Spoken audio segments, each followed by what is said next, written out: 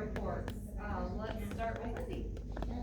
All right, just got pulled up right on time. Our track and field day for OES is Friday, May 19th. We have track running events happening throughout the day by grade level at the track.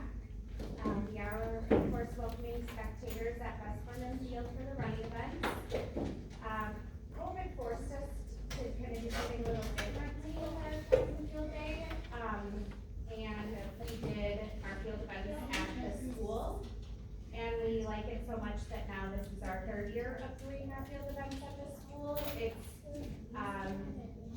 we can get them inside and we can feed them and they can use the bathroom a little bit more of a normal routine. So we still have a lot of fun,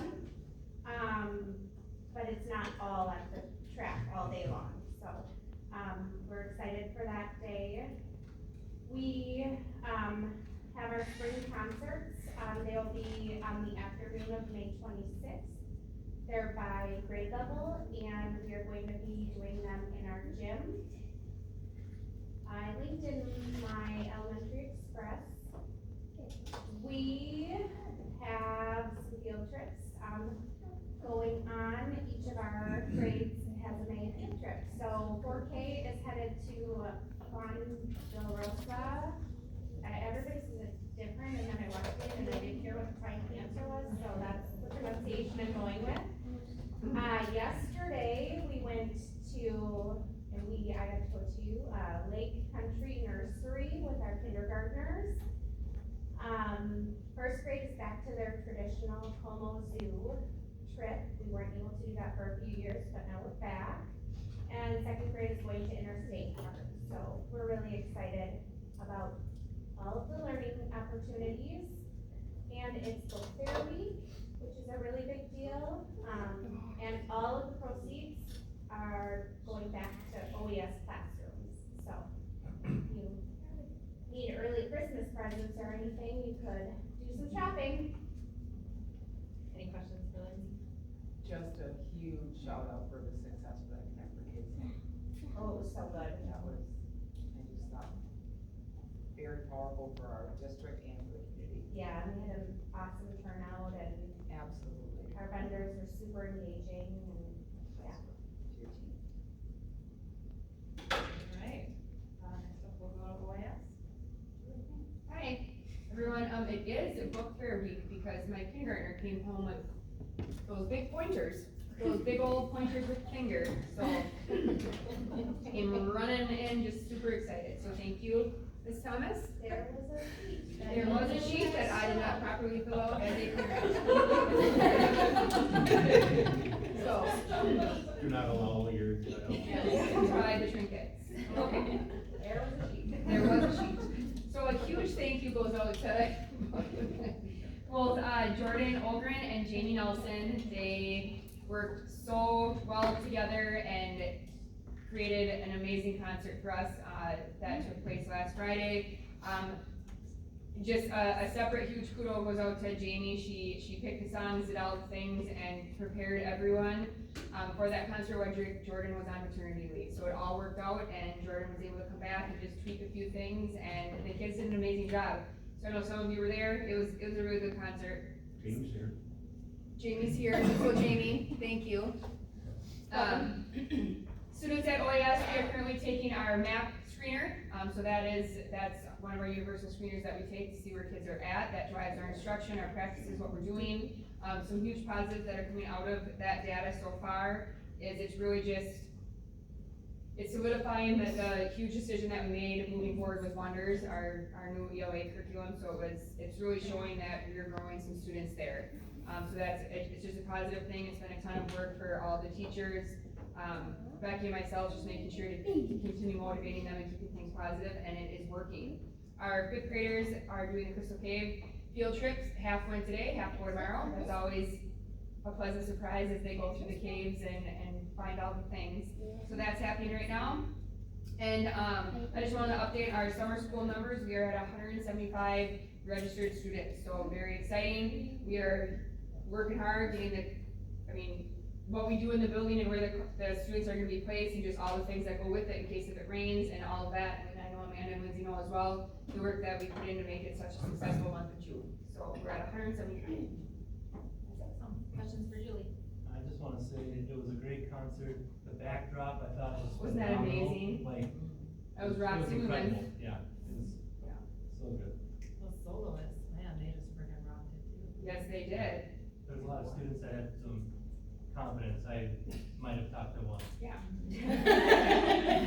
It was good stuff. And for those of you who were not there, the backdrop was made by our 5th grade art club and, Roxy Newman. And as the lights went off, there was like neon paint, so then they could see all the neon. It was just really cool. Yeah. So, You were on? Oh, neon. neon. No, I stayed clear away from the microphone. You, right? She did it on solo. Yeah. I can know. She has That On was those next concerts on Next year. rollerblades and stuff, so it's not that far out of the realm, let's be honest. Alright, thank you, Julie. Yes. Middle school. Yep, okay, so between Act Forever and Penny Wars, the middle school raised over $1,400 for empty bowls, so that was a pretty cool thing. Congrats to our spelling bee winners, we had Addison Britton with first place, Hazel Lincoln second place, and then tied for third with Macy McNutt and Carly Burke, so our spelling bee champions there. Kind of repeats from what the other two buildings have done so far, we start maps here in a couple weeks, we're gonna wait till the very end, so we haven't started ours yet, but we will soon. More music stuff, we just had our band concert, this week, what day is it today? Gosh. It was this week, it was on Monday. I did attend, I just had my own 3 children in the back with me that I was trying to manage, so I did hear the concert, they did a fabulous job, and I also wanna point out that usually you can really hear the difference between a 6th, 7th, and 8th grade band, which is cool in itself. But I felt like this year our 6th graders just knocked it out of the park, they were right there with our 7th and 8th graders, so it was really cool to see that, like, how well they have done as first time instrumentalists. There's It worked. I'm a retired English We'll allow it. So, our choir concert is next week, so just thank you to our, music teachers, Mr. Campbell and Ms. Rowdy, all of our musicians for all of their hard work, and they can show off all of that in these last 2 weeks of school here. Are they choirs? Choirs. Choralists. Yeah, that'll work.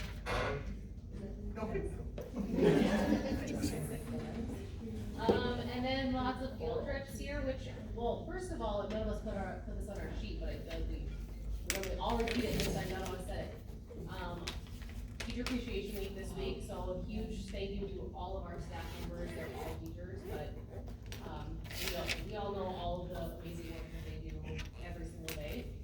Today is School Nurse Day, so thank you to Rachel, and, last week was, lunch service appreciation day. So I also feel like Steve, with all these field trips that are coming up here, Loser Day coming up, we have lots of trips happening too. 6th graders are going to An American Tale, a play at the Children's Theater. This is where they go out for lunch and they do their etiquette lessons and learn how to eat appropriately. 7th graders, they are going to split their day between highway cleanup and the acres for an environmental trip. And then they're separately going kayaking down the river. If anyone wants to join 130 7th graders going down the river in kayaks, come on down for one day. And then our 8th graders have a couple different things, they just had their career fair last week, which was amazing. Our kids always complain about going because they think it's gonna be so boring, but they came back showing me pictures of them handcuffed and in skidsters and doing all these cool things that they were so excited about. They had their 8th grade dance this Friday, and then they finish out 8th grade, with the other care, so, lots of fun things happening. Questions for Amanda? Alright, high school. Senior representation. Sure. Alright, sweet, we'll move on to people services. Okay, well, we just finished the school-based mental health grant for the next 2 years, so the grant that I've been talking about for the last 2 years is wrapping up this year. Nicole Brown and Abby Peterson, our mental health navigator it based on what we've learned the last 2 years and just our changing data and needs. We're keeping a lot of the focus the same, shifting it slightly, so still gonna focus on some professional development opportunities, streamlining that co-located therapy services, all of the different therapists that we work with have different referral and intake process and paperwork, so really, and Abby's done a great job kind of making it work and making it more accessible to our families, but still tweaking that a little bit.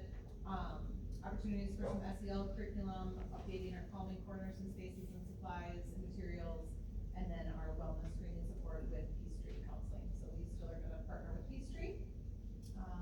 So that's exciting. It was due on last Friday, and we'll find out in June sometime if we get that grant again. So fingers crossed, and we're really excited about that. Also busy kind of planning on summer programming for students with IEPs. There's opportunity to have extended school year if they meet a certain criteria.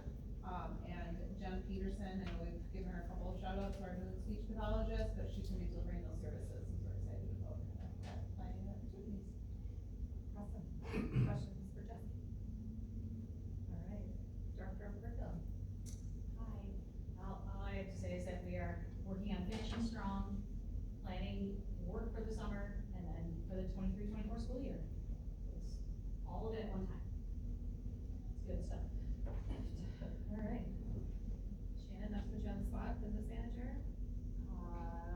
Well, we will bring the preliminary budget for our next, April 24th. Yep, so we're working for that right now. So, we appreciate that, thanks. And Mark? Yeah, I want to echo the thanks for the National Teacher Appreciation Week and PTA for their donations, and then also we did a variety of different fun treats and stuff besides the wafer crackers in April. Rice cakes? Yeah. rice cakes. The what thing? Rice Oh, cakes. rice cakes. I'm trying to. All right. Well, with that, we'll move on to item 2, which is aligning, developing, and supporting our staff, reviewing health and dental renewal information. We have John Gopper and Jim Dukes and Jen Rambo here from SF Insurance. John is going to be walking through our health partners' health insurance and our dental, and then we'll do our liability and casualty insurance. Okay, well, just want to be sure which document you have, we're given this one. Because we did a lot of analysis leading up to this meeting, so we looked at different things, but Yes, it was the one from, correct. this one, Oh, it's upside down. oh, that one, okay, that's the one we have, all right.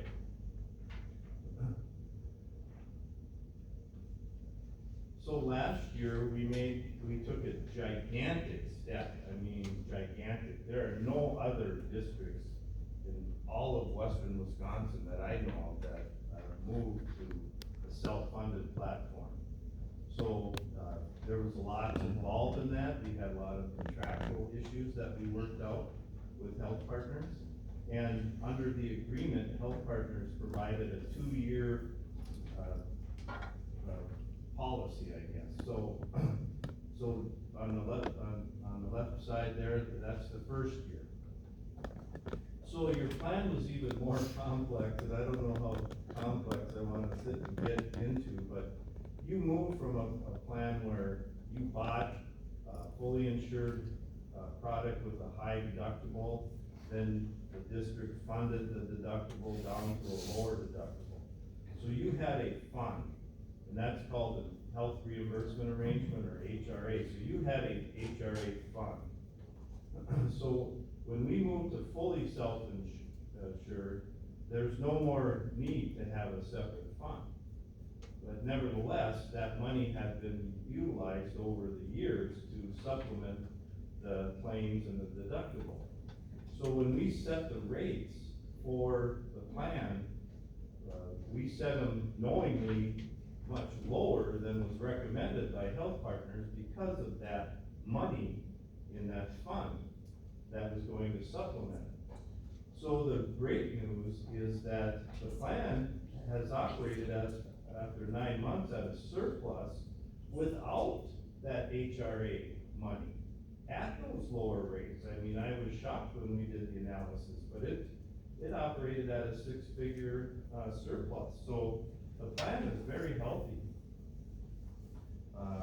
Your average monthly claims over 9 months was $165,099. The average monthly fixed cost, that's what you pay for various insurances and admin fees and so forth, is $63,986. So the average plan cost for the first 9 months of being self-funded was $229,085. So, it's my understanding that the fund has a very, very healthy balance.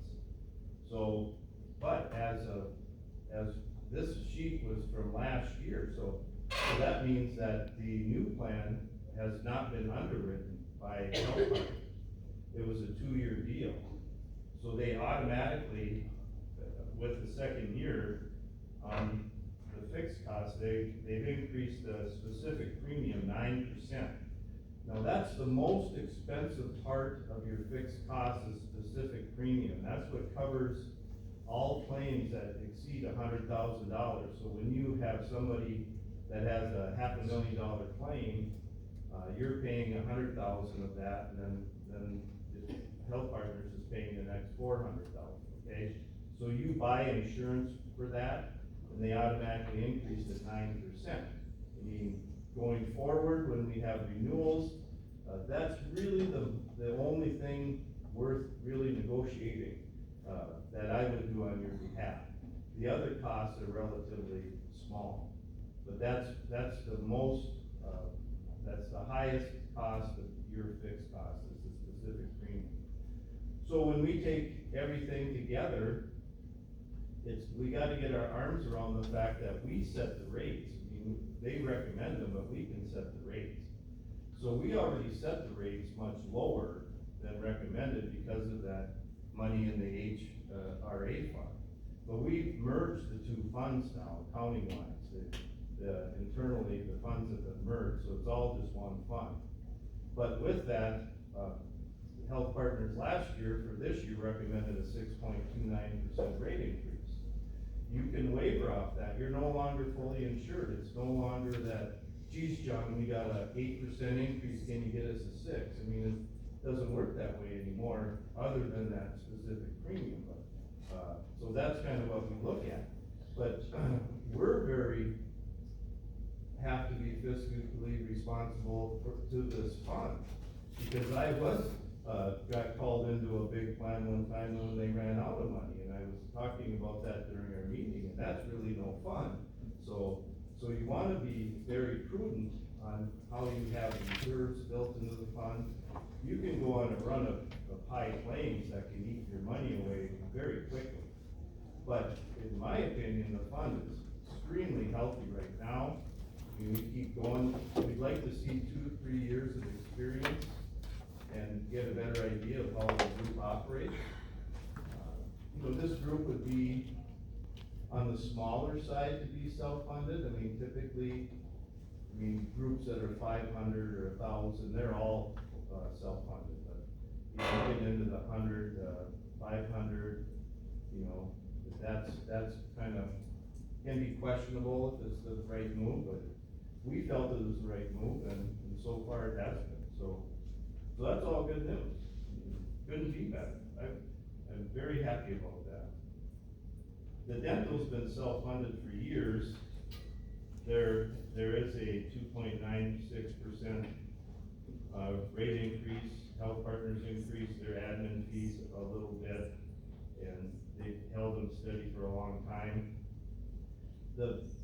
We can always quote out dental, but the great thing that you have with Health Partners that simply isn't available with any other company is their Little Partners program. And I just love that program, that Little Partners, again, that covers dental expenses for children from 0 to 12 with no limit and no deductible. And that's such a smart thing to do, because young people have good dental health, that helps them have better overall physical health. So, and you can see in there, we put in in-network health partners, 96 unique members and little partner benefits, so there was $36,000 of claims on that little partners program. So I really believe that that little partners program that's been in place for so long is impacting your overall health claims. Now that we've been doing it for a number of years, today, that's why the health claims look so positive. Any questions on any of that? I think Shannon has the actual budget to, current, usage, right? Yeah, running through March, it's running at just a little over 100%, so we're running very well to budget in terms of the actual plan. Yeah, so there was some balance, or, I mean, that balance was really, really good in that fund, is my understanding. So, yeah, great. Keep the results. It's all good. So the health insurance is running at 100% or the dental? The dental's running a little under 100, about 98%. A little bit better. We tend to get significant claims now through, always seems like, right, I mean, this is. Yeah, because Kind of getting the into end of the year, whatever, so, yeah. Yeah, June is usually a big month of claims, historically. Any questions on anything? So are you saying that we don't necessarily have to raise the health insurance rates at 6.24%? Correct. You can set the rates whatever you want. It's not fully insured anymore. So it's not health partners saying, here's your fully insured renewal, it's up 8%. That went away last year. So this is the first year we're renewing as self-funded. I think included in that, Jen, is what John had said too, is trying to get at least 2 years of self-funded data. Right. So being very, cautious too. Yeah. Because it's on the approval, because we would have open enrollment in June. We are recommending the percent increases as proposed for health partners for this year, but the board does have the option to choose to lower them if it's so choose to. But we wanted, with having a new business manager, and also that we're just within our second year, we felt that was important that we not, so to speak, shoot ourselves in the foot. That would be a bigger claim. You would need 2% to cover the fixed cost increase, for sure. So, but the rest is just, projected claims. There's inflation and all that sort of thing, claims.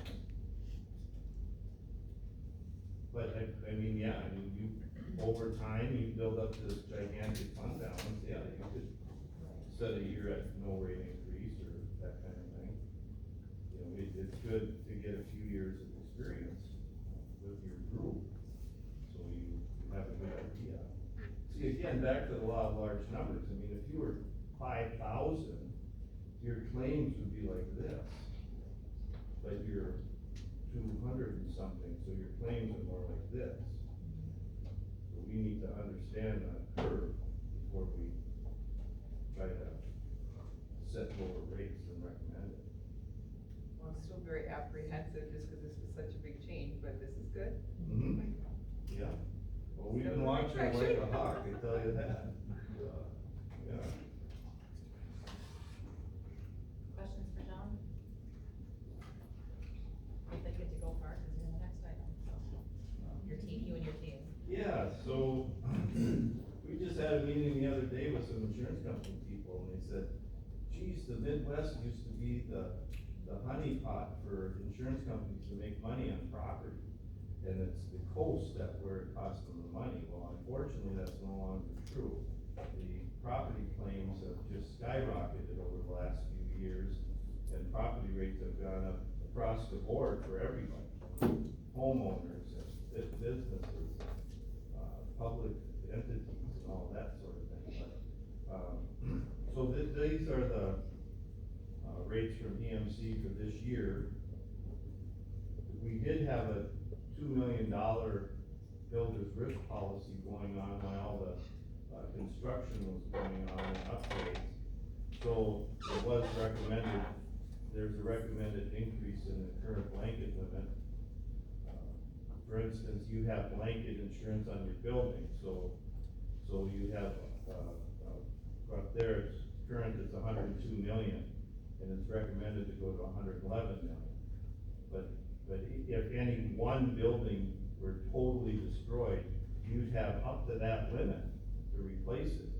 So that's the best kind of insurance that you can have, is a blanket between all buildings. But nevertheless, they have a recommendation to raise it to, 111 million. I mean, don't those numbers just blow your mind here in little Osceola? But, and then, blanket personal property, they're recommending just a slight increase, about $500,000 for that, so if you take the recommended increases, the premium would go up to $7,500. And then, under the linebacker policy, that's the professional liability coverage for teachers and you know, those types of things. They're saying if you raise the deductible from $1,500 to $2,000, that you have, say, $422, so that kind of makes sense to do that. Going down the line, on the very bottom, that Caldwell Cyber, that's the cyber insurance, that's become a super hot topic in the school systems. And we had a carrier that we had several schools insured with, and they got out of the school business. They said, we won't insure schools anymore. They're still sell cyber insurance, but this Caldwell Cyber has been a very reliable company for us. They offer training, and we have most of our business with them, which is quite a bit now. And we have had some claims with them, and they've been handled very judiciously, and we've been pleased with the results. But I keep hearing about cyber attacks. I mean, we could bring you a bunch of information, but we had a handout that showed schools was right up there in the most targeted for cyber attacks of all different types of entities, manufacturing, small business, schools, municipalities, schools, right up there. Because of all the personal information that we have. So on our summary sheet, it has the blanket buildings. Is that the value of our buildings? Yes, On the next the page? replacement value. And that's been updated. The insurance company will come out, and, yeah, next page, the insurance company will come out and do a building valuation of all the properties. That's something EMC Insurance Company does regularly. For instance, St. Croix Falls just added their auditorium, so we requested EMC to come out and do a building valuation to make sure we had the appropriate amount of insurance there. But that is a service they perform, and that's what they're saying is recommended for the insurance. I'm just surprised because the valuation of homes in this area went up so high that I would have thought we would have seen the building valuation go up. Well, the building valuations went up a couple of years ago, quite significantly. So this is just, the 2 million is just recognizing the improvements that were done under the project that was ongoing.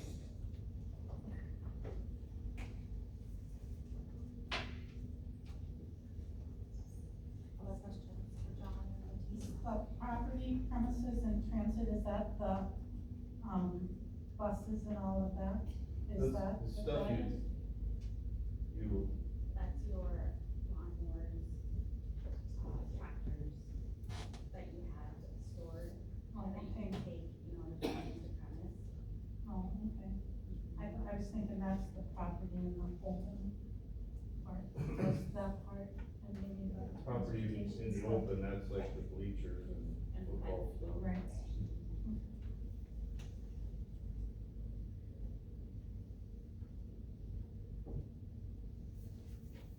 Are recommendation for, this would be to increase the,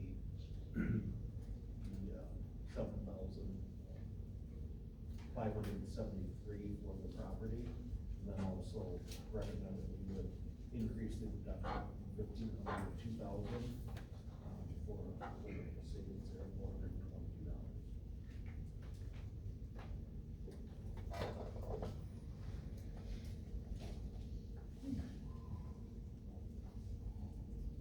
Thanks, John. Sure. Thanks, Julie, Jeff. Welcome to the board. Oh, thank you very much. Congratulations. Any other questions, because I'm sure you're not sticking around for the meeting, so, this is our chance.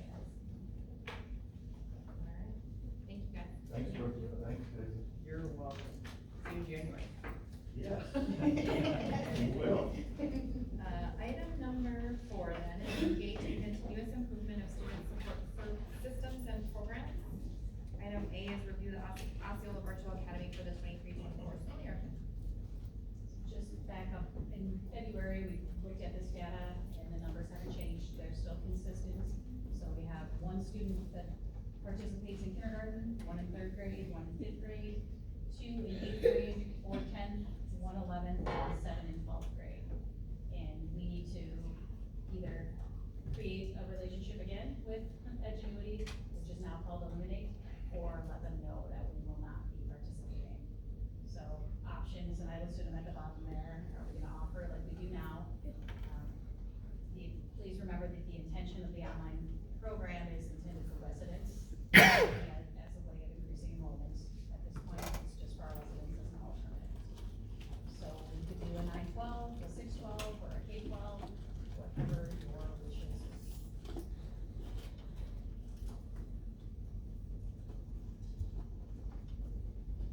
Can you tell how engaged these students are in this program? They end up with grades at the end, they get a percentage. Right. So they. And are they all doing fairly well? Yeah, I check on them every week, and their parents, and they get a progress report every week. So what we do is, if they aren't engaged, then I work with whatever building principal they happen to be with, and have conversations, and then they come back. So we've had some that flow back from the beginning of the year, within like the first 10 days. And then after that, there are some that do this, and they end up at the end with passing. I use a program called Mentor. Is, on that one, it'll show like the percentage of time spent on activities, does it do that same thing? You know? It does, but students who are online learning know all the tricks. Right, exactly. Let this run in the background. Right, but again, they have to complete assignments, and what we like about it, right, is it's tied to Wisconsin teachers, so they're getting feedback, it's being graded that way, that's what we pay for this service, where at another local district, they have their own teachers teaching through the same platform, so that's just a different model. The positive is keeping them here as residents is Yeah. that we keep leaving teams. For sure, the 3 elementary students that are on there would look for a different online option or would homeschool. If we didn't offer it at the elementary level, if your elementary principals will tell you that they would like those students to be with them, face-to-face isn't for everybody.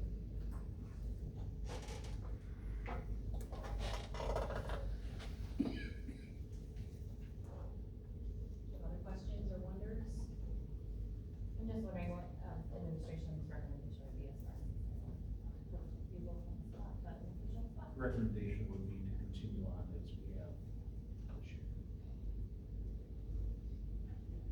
As long as our styles is willing to be weekly updated. And so what happens next will be, I'll approach and we'll give them a quote, make sure the prices stay the same, because they've already said to us they would. And then we don't put this out there publicly until around July, and we give about a month window for families to make those decisions. So all of the students that are currently enrolled that may want to enroll already have schedules in the other buildings, so then they get to make that decision to make sure that this is what's right for them. And state testing is done and. Yep. Questions, thoughts on this item?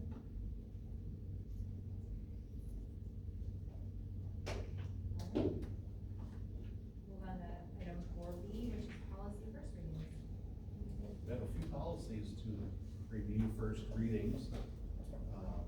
gonna be jumping back and forth, so if I get lost, just bear with me. The first policy, for review is policy number, 0100, it's the definitions, component of policy. And the definitions have added, the terms legal notice and official newspaper, as those terms may be referenced in various policies. So those terms were added in, for first reading. Recommended to update those for the references that are noted for each of those terms. Mark, is the medical advisor that's on that policy, is that just the Osceola Medical Center for one particular doctor, or how is that?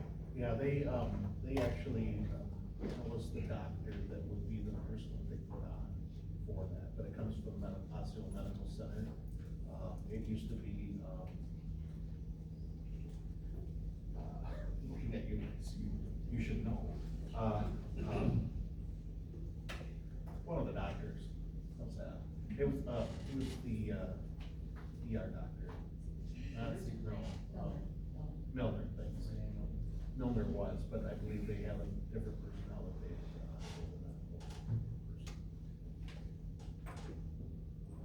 Any questions on that policy? Okay. Policy, 0155 is the committee policy. The recommendation was to add specific language in there regarding, may provide a period of public comment for committee meetings. That's in the second paragraph. That's where we added the language in based on discussion from previous meetings that we had. Simple update there.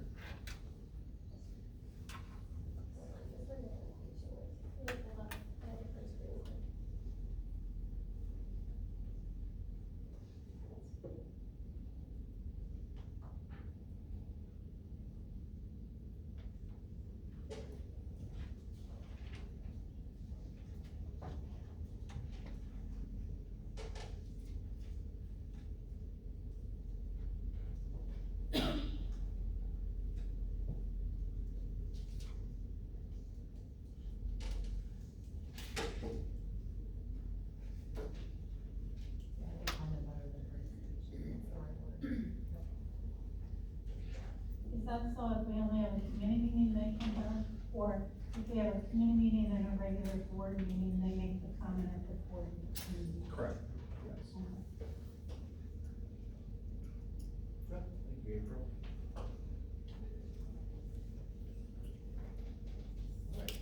Policy 2414 is human growth and development.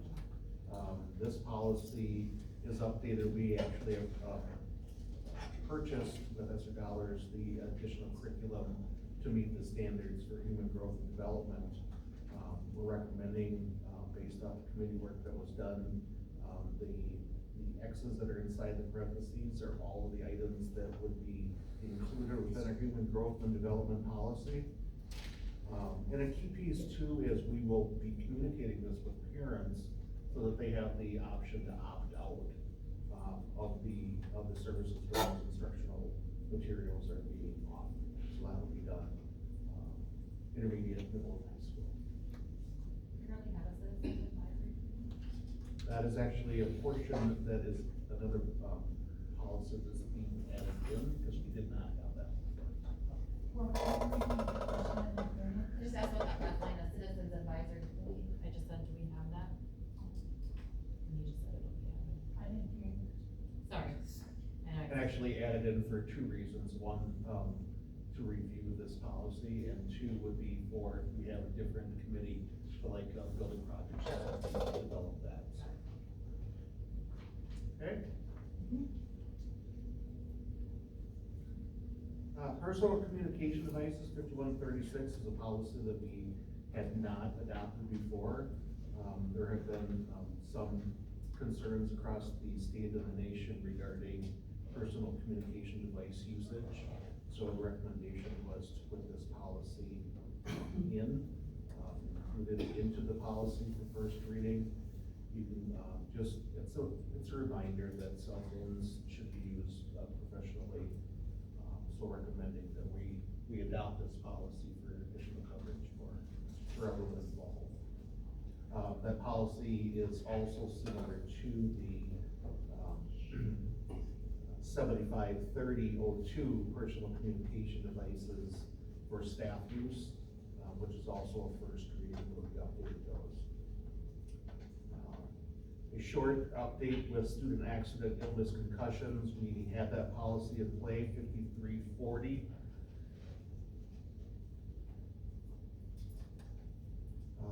This 5340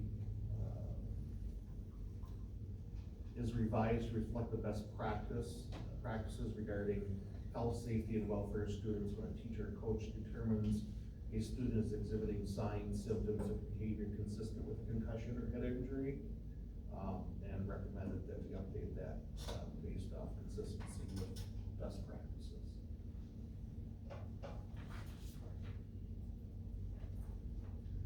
Uh, 7540.03 and 7540.04. You would, if you've been with us for a while, you know that we have a responsible use policy for computer use, and new board members would need to sign that on an annual basis. What we have done with Carlene and tech department, reviewed this, we actually put it in the policy so that it's a policy now rather than something that needs to be updated annually. So it goes into policy, follows all our proper procedures, and recommending approval for those as first readings as well. Citizens Advisory Committee is policy 9140. That was just discussed. The advisory committee can be put together, two key pieces in the middle of the policy here, the correspondence between the board and its committees, ordinarily conducted by the district administrator with advice from the president, and the district administrator shall transmit any contents of the committee for at the next board meeting. So the Citizen Advisory Committee could be utilized for long-term projects, long-term planning. Was actually brought up when we discussed the capacity study for the elementary school in the district, but then also for getting more public input regarding that and having actually a committee that will be included in that separate from the regular committees and a regular board meetings. And then the last one is the advertising and commercial activities. Would be a policy that would be adopting. We would be putting this in play as part of the process with the new video scoreboards at the high school. So you can see the different options. We reviewed this, also talked to some of the other school districts that already have the video scoreboards in and the policies and followed along. The X's inside the parentheses again are the recommendations for adoption of the policy.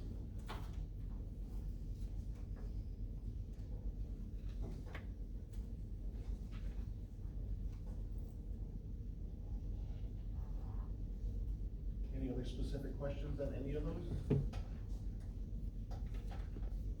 This was first reading. First reading, yes. So if there's no changes or anything that's referenced, we would put this in the consent agenda for next board meeting.